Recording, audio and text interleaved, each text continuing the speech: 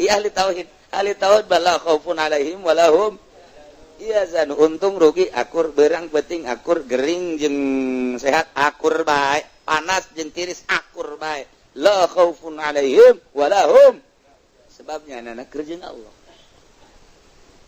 Nah nu tadina bertoriko nu mantak si salah bertoriko ngasupkeun torekat na kieu ngomongna sia geus torekat ieu masih ngade lantaran di mana geus torekat engke kadituna dibere babari rezeki ku Gusti Allah. Jadi hubungan torekat jeung rezeki nah ieu kudu dibabuk ka kiaina. Mantak loba nu nyalakeun kita seseorang anu naon kitu ngijazah-ijazahkeun torekat tukang tempe ijazah, tukang tahu ijazah, pejabat ijazah. Aju kitu ijazahna.